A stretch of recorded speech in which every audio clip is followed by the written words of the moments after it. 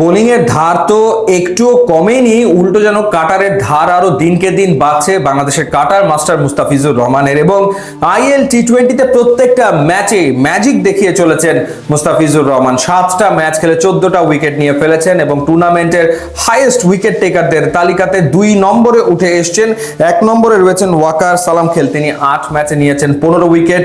যেমন তার পারফরমেন্স মনে হচ্ছে নেক্সট ম্যাচেই তিনি আসলে টুর্নামেন্টের সেরা উইকেট শিকারী বনে যাবেন। ইন্টারেস্টিং ব্যাপার হচ্ছে এই 7টা ম্যাচের ভেতরে 2টো ম্যাচে 1 ওভারে 3টা করে উইকেট নিলেন মুস্তাফিজুর রহমান। প্রথমে নিয়েছিলেন এমআই এমিরেটসের বিপক্ষে, সেই ম্যাচে তিনি 34 রান খরচায় 3 উইকেট নিয়েছিলেন এবং এদিন গালফ জায়ান্টসের বিপক্ষেও 34 রান খরচায় তিনি নিয়েছেন 3 উইকেট এবং 3টা উইকেটে তিনি নিয়েছেন একই ওভারে, 14তম ওভারে। খুবই গুরুত্বপূর্ণ সময়, যেই সময় ওমার জাই এবং জেমস ভিন্সের ভেতরে একটা পার্টনারশিপ গড়ে উঠেছে, 66 রান করে ফেলেছে, তখনই তিনি এসে ব্রেক থ্রু এনে দেন।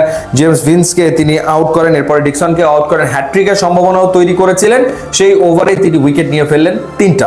এরপরে লাস্ট ওভারে পরপর 3 জন রান আউট হলো মুস্তাফিজের বোলিংয়ে। তো সেই ক্ষেত্রে 6টা উইকেট পতনে সরাসরি ইনভলভ থাকলেন মুস্তাফিজুর রহমান। মূলত মুস্তাফিজের স্পেশালিটি হচ্ছে ডট বল আদায় করে নেওয়া। টি20 ক্রিকেটের সর্বাধিক ডট বল তিনি করেছেন, এই কারণে ফ্র্যাঞ্চাইজি ক্রিকেটে তার এত কদর। কিন্তু ইদানিং আমরা যেটা দেখছি সেটা হচ্ছে তার উইকেট টেকিং ক্যাপাবিলিটি, সক্ষমতা অনেক বেড়েছে।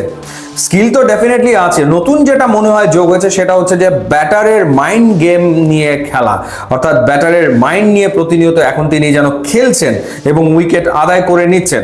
আপনি যদি এই উইকেটগুলো দেখেন, 14টা উইকেট দেখেন, সব কিন্তু নামি দামি ব্যাটার, তারা আউট হচ্ছেন মুস্তাফিজের বলে। এবং তারা আগেও যেরকম কাটার যে খুব ভালো রিড করতেন ব্যাপারটা তা না, এখনো কিন্তু তারা আসলে কাটার সেভাবে করে রিড করতে পারছে না। এবং মনে হচ্ছে যে কলকাতা নাইট রাইডার্স সত্যিকার অর্থে অনেক কমে মুস্তাফিজকে পেয়ে গেছে, মানে 9 কোটি 20 লাখ রুপিতে মুস্তাফিজ খেলবেন কলকাতা নাইট রাইডার্সে, এটা নিয়ে অনেক কথা হয়েছে, আলোচনা হয়েছে। এত দামে মুস্তাফিজ কেকেআরে গেছে, কিন্তু আইএল টি20তে তার যে পারফরমেন্স, সেই পারফরমেন্স দেখার পর তো মনে হচ্ছে অল্প দামেই কেকেআর পেয়ে গেল মুস্তাফিজকে। এবং আরো একটা আলোচনা চলছিল যে মুস্তাফিজকে একাদশে রাখা হবে কি হবে না। এই পারফরমেন্স করার পর যদি মুস্তাফিজকে কেকেআর তাদের প্লেইং 11-এ না রাখে, তাহলে কেমন করে আসলে হয়? আমার তো মনে হয় যে ক্যারিয়ারের সেরা ফর্মে এই মুহূর্তে ফিজ রয়েছেন, যেরকম ভাবে তিনি বল করছেন, এক কথায় অসাধারণ। এবং অভিজ্ঞতা যে অমূল্য, সেটাই যেন আমরা দেখছি তার বোলিংয়ে। অর্থাৎ এই যে তার দীর্ঘ জার্নি, তিনি যে শিখেছেন প্রতি মুহূর্তে, সেই অভিজ্ঞতাটাই যেন মাঠে তিনি নিংড়ে দিচ্ছেন যখন তিনি বাংলাদেশের জার্সিতে খেলছেন, কিংবা যখন খেলছেন কোনো ফ্র্যাঞ্চাইজি টিমের হয়ে। অ্যাবসলিউটলি ম্যাচ উইনিং পারফরমেন্স বিভিন্ন সময় তিনি দিচ্ছেন, দারুণ খেলছেন এবং দলও ডেফিনেটলি উপকৃত হচ্ছে। দেখা যাক মুস্তাফিজ নেক্সট ম্যাচেই টুর্নামেন্টের সর্বোচ্চ উইকেট শিকারী বনে যান কিনা। ইউটিউব এবং ইনস্টাগ্রাম লিঙ্ক আছে, আপনারা যোগ দিলে খুবই খুশি হব। And thanks for watching.